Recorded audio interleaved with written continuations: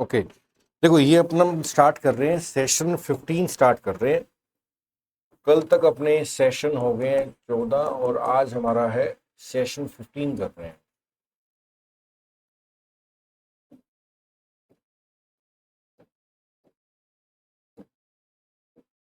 Session 15 है। Okay, अब देखो कल हमने एक वर्ड पढ़ा था नोटोरियस, अगर आपको ध्यान हो तो हमने एक वर्ड पढ़ा था नोटोरियस। अब बताओ नोटोरियस वर्ड एडजेक्टिव है कि नहीं है, कैसे पता लगा? क्योंकि लास्ट में क्या आ गया? ओजुअस।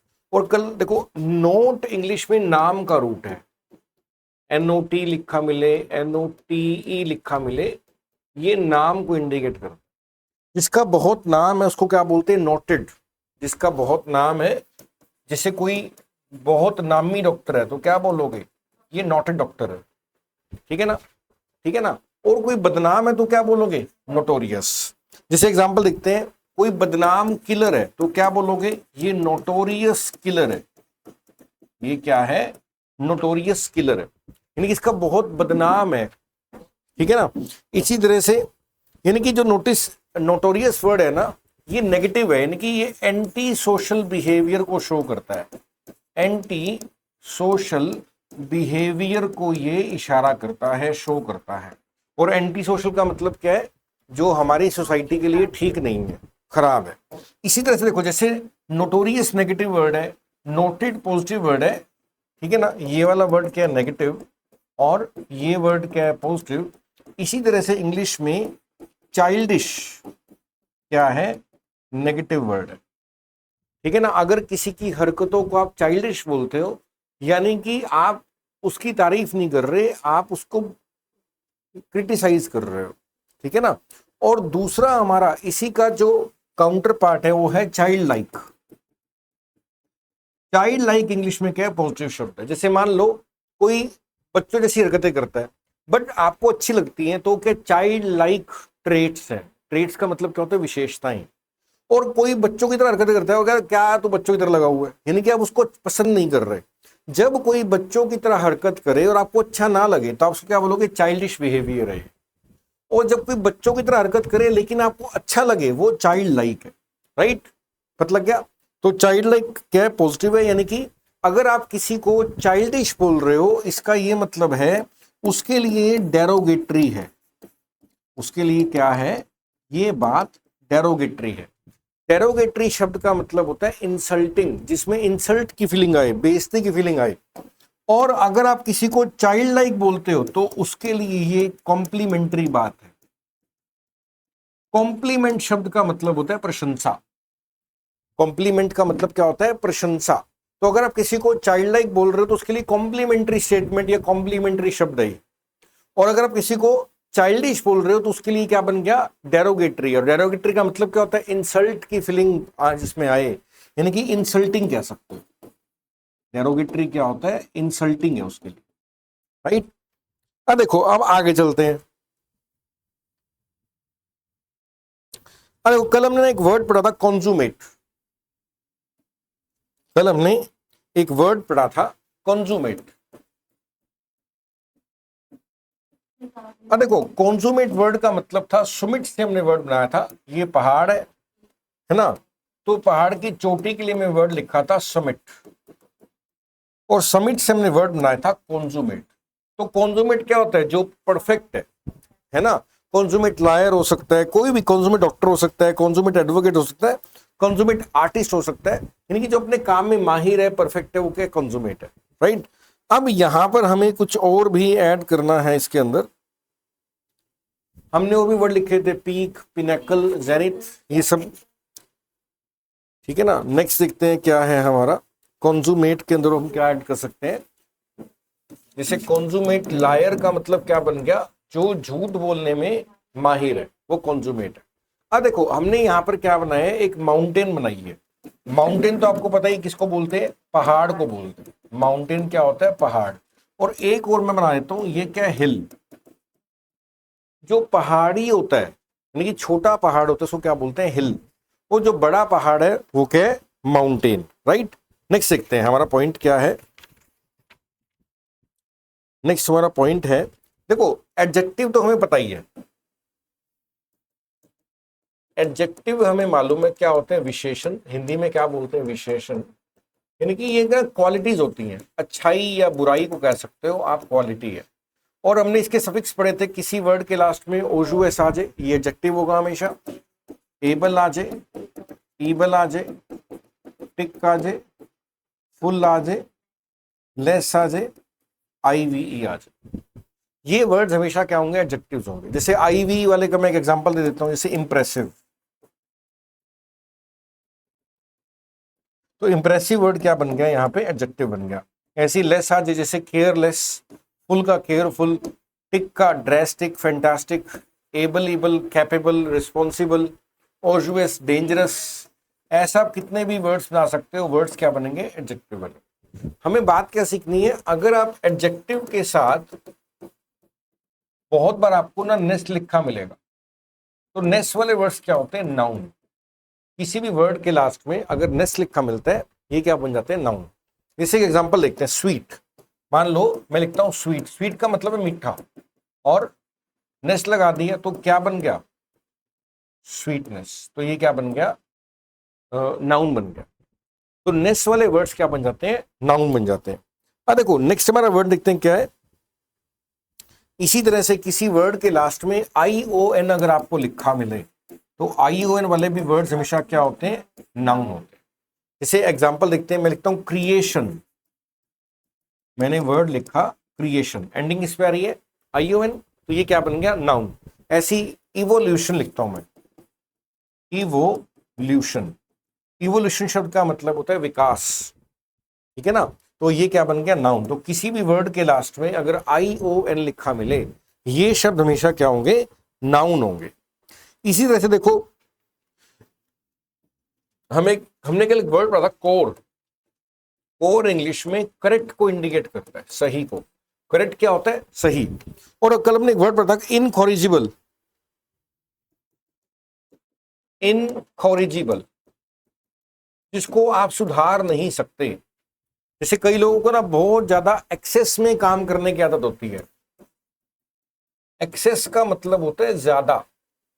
जैसे कोई बहुत एक्सेस में शराब पीता है, कोई बहुत एक्सेस में झूठ बोलता है, तो एक है, आप कितना भी समझा लो, आपके एफर्ट कभी भी काम नहीं आने वाले। एफर्ट का मतलब होता है आपका प्रयत्न, आपके एफर्ट कभी भी काम नहीं आएंगे उसको सुधारने में। तो ये बंदा है जिसको आप समझा रहे हो, वो क्या है, इनकॉरिजिबल है। इनकॉरिजिबल क्या है, जिसको आप सुधार नहीं सकते। सुधारने के लिए इंग्लिश में वर्ड है रिफॉर्म, आप उसको रिफॉर्म नहीं कर सकते। फॉर्म शब्द इंग्लिश में शेप को इंडिकेट करता है, यानी कि उसको नया शेप नहीं दे सकते, उसको सुधार नहीं सकते। ये क्या है, इनकॉरिजिबल है। यानी कि जो आप कोशिश कर रहे हो, जब प्रयत्न कर रहे हो कि सुधर जाएगा, उसका कोई फायदा नहीं है, वो क्या है, नो अवेल है। इंग्लिश में नो अवेल कब बोलते हैं, जब जिस चीज का कोई फायदा ना हो, तो क्या बोलते हैं, इसका कोई फायदा नहीं है, इसके सामने इसको समझाने का कोई फायदा नहीं है, it is of no avail. No avail का क्या मतलब है, कोई फायदा नहीं है। जिस चीज का रिजल्ट ना निकले, जिस चीज का आउटपुट ना आए, आप 1000 बार समझा लो, लेकिन क्या भाई इसके कान पे जू नहीं रहेंगी, ये क्या है, it is of no avail. Clear है, इसको नो अवेल को बोलते हैं। यानी कि जो पर्सन है ये क्या है, इनकॉरिजिबल है। ये पर्सन क्या बन गया, इनकॉरिजिबल। जैसे कोई क्रिमिनल है, क्रिमिनल है, क्रिमिनल क्या होता है, जैसे वो क्राइम करता है। क्राइम का मतलब क्या होता है, गुनाह। अब क्रिमिनल कैसा है, इनकॉरिजिबल क्रिमिनल है, इनकॉरिजिबल क्रिमिनल लिख दिया। अब बताओ ये जो क्रिमिनल है सुधर जाएगा, बताओ, नहीं सुधरेगा, क्योंकि वर्ड ही क्या आ गया, इनकॉरिजिबल। इसी तरह से देखो नेक्स्ट हमारा वर्ड है इनकॉरिजिबल फिलेंडर। हमारा वर्ड क्या है, इनकॉरिजिबल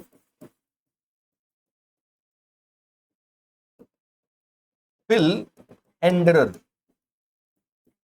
देखो एंडर मेल था, फिल का मतलब लव है, इनकॉरिजिबल तो सुधरेगा नहीं, तो इसके कई अफेयर्स हैं, तो उसके और अफेयर चलते ही रहेंगे। ये क्या है, इनकॉरिजिबल है, राइट। देखो नेक्स्ट हमारा वर्ड देखते हैं, इसी के अंदर हमने कल एक वर्ड पढ़ा था, इनवेटरेट। अब आप मुझे बताओ, अगर मैं लिखता हूं इनवेटरेट डॉक्टर, क्या मतलब है इस बात का।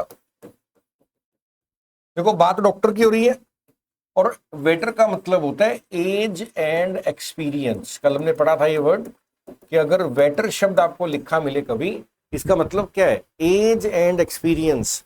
इनवेटरेट डॉक्टर का मतलब है एक ऐसा डॉक्टर जिसको क्या है, मतलब कि बहुत ही ज्यादा एक्सपीरियंस है, ठीक है ना। जैसे मैं लिखता हूं इनवेटरेट गैम्बलर, एक मैंने वर्ड लिखा यहां पे इनवेटरेट गैम्बलर। अब बताओ गैम्बलर कौन होता है? जुआरी।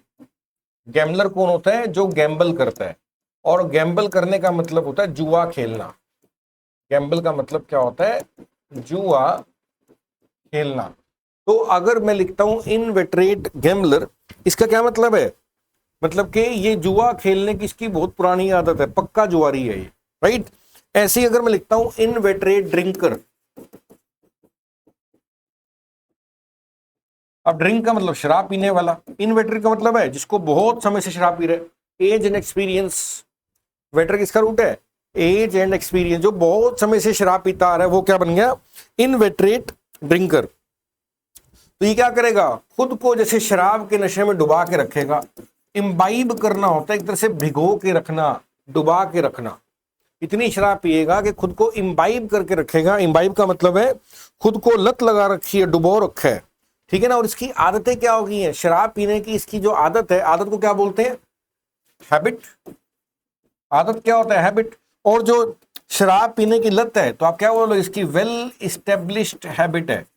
इस्टेब्लिश का मतलब होता है स्थापित, कि उसके रग रग में दारू चाहिए, वही क्या है? वेल इस्टेब्लिश्ड हैबिट्स, ऐसा बोला जाता है, ठीक है ना। तो ये क्या है, यानी कि जो ये इनवेटरेट होता है, इसकी कोई भी पर्सन जो अगर इनवेटरेट है, तो उसकी जिस आदत की बात हो रही है वो क्या? डीप रूटेड है। डीप रूटेड का मतलब होता है जिसकी जड़ बहुत गहरी है। जैसे कोई पौधा है, उसकी जड़ें बहुत गहरी हैं, तो क्या बोलेंगे? Deep rooted. और जो आदतें आपके अंदर बहुत गहरी समाई हुई हैं, तो क्या बोलेंगे? ये डीप रूटेड हैबिट्स हैं। क्या बोलेंगे? ये क्या है? Deep rooted habits. क्लियर हो गया सारे वर्ड्स? कोई डाउट तो नहीं है? ओके, नेक्स्ट हमारा वर्ड देखते हैं। ऐसे देखो, आप किसी को वेटरन भी बोल सकते हो, ठीक है ना। आप किसी को वेटरन भी बोल सकते हो। वेटरन वर्ड का भी क्या मतलब होता है? जिसको बहुत तजुर्बा होता है, मतलब एक ही है दोनों का, ठीक है ना। ये भी क्या है? जिसको बहुत तजुर्बा है, एक्सपीरियंस है, काम है। जैसे मैं लिखता हूं वेटरन एक्टर, तो एक्टर का मतलब बताओ नाउन है कि नहीं है? ओआर वाले वर्ड्स क्या होते हैं? हमेशा नाउन होते हैं। और एक्टर कैसा है? वेटरन है, यानी कि बहुत तजुर्बा है, बहुत पुराना एक्टर, इसका ये मतलब है। ऐसी वेटरन टीचर, तो आप बड़े आसानी से बता सकते हो बहुत पुराना टीचर।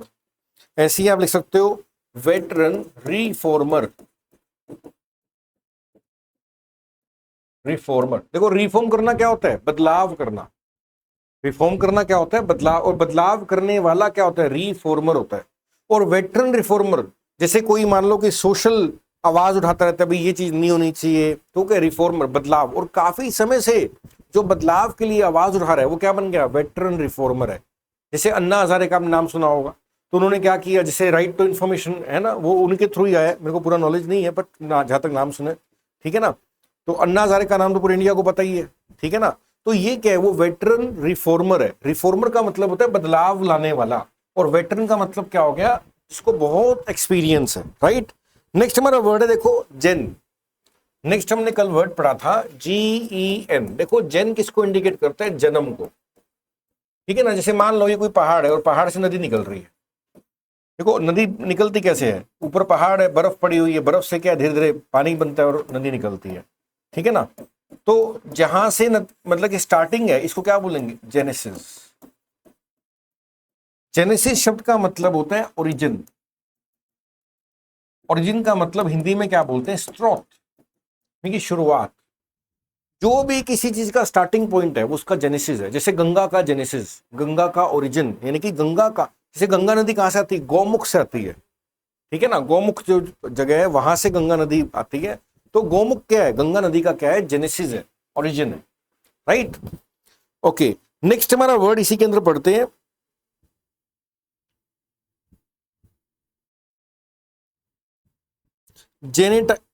जेनेटाइसिस्ट। जेनेटाइसिस्ट, बताओ पर्सन है कि नहीं है? और जीन्स का मतलब क्या होगा? हमारे गुण कह सकते हो। तो हमारे गुण कैसे ट्रांसफर होते हैं अगली जनरेशन को, जो इसकी स्टडी करता है वो क्या होता है? जेनेटाइसिस्ट होता है।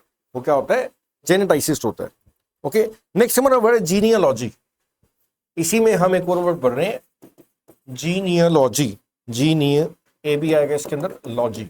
अब लॉजी का मतलब क्या होता है, और जीन्स तो हमारे गुण हो गए एक तरह से, जो हमारे जीन्स है।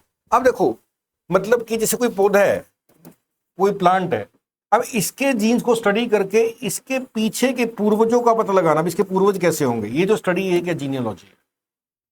यानी कि जैसे आपके डीएनए को देखकर आपके पीछे के जो एंसेस्टर्स है, एंसेस्टर क्या होते हैं, हमारे पूर्वज। एंसेस्टर का मतलब क्या होता है, पूर्वज। हमारे पूर्वज कैसे हैं, इसको जानना, ये जो विद्या है, ये जो साइंस है, क्या जीनियोलॉजी है। ये क्या बन गई, जीनियोलॉजी। और देखो इसी से ही हमारा कुछ और वर्ड्स भी बनते हैं।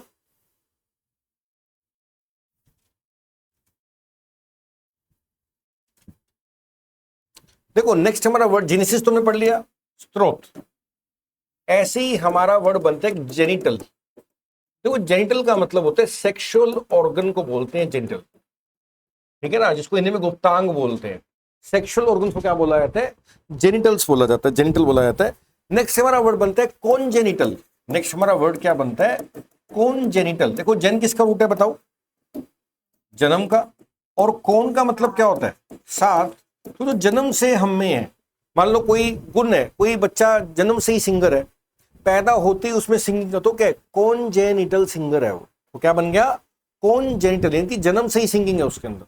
किसी कोई रोग हो सकता है जन्म से, तो वो क्या है, कॉन्जेनिटल डिजीज है, ठीक है ना। अब मान लो किसी के शरीर में कोई डिफेक्ट है, डिफेक्ट का मतलब नॉर्मल नहीं है, और वो जन्म से, तो क्या बोलेंगे, ये कॉन्जेनिटल डिफेक्ट है, क्या बोलेंगे, यानी कि जन्म से डिफेक्ट है वाला।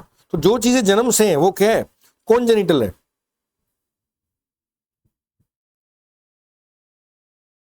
और देखो एक वर्ड है हेरिडिटरी। एक वर्ड क्या है हमारे पास, हेरिडिटरी। अब हेरिडिटरी का मतलब क्या है, मतलब कि पेरेंट से गुण ट्रांसफर होना आगे नेक्स्ट संतान में, ये प्रोसेस क्या है, हेरिडिटरी है। ये क्या है, हेरिडिटरी। ओके नेक्स्ट देखते हैं हमारा वर्ड क्या है हमारे पास। जैसे अभी एक मैं वर्ड लिखता हूं, कॉन्जेनिटल लायर। Congenital liar. अब लायर क्या था बताओ, झूठा, और कॉन्जेनिटल क्या है, जन्म से झूठ बोलता है। इसी तरह से एक और वर्ड लिखे हमारे पास, कॉन्जेनिटल फियर ऑफ डार्क। देखो कॉन्जेनिटल फियर ऑफ डार्कनेस। क्या मतलब है, जन्म से डर लगता है अंधेरे से। कॉन्जेनिटल फियर ऑफ डार्कनेस का क्या मतलब है, जन्म से डर है, अंधेरे का डर जन्म से। क्लियर सारे वर्ड्स। ये हमारा हो गया सेशन 15 खत्म, राइट।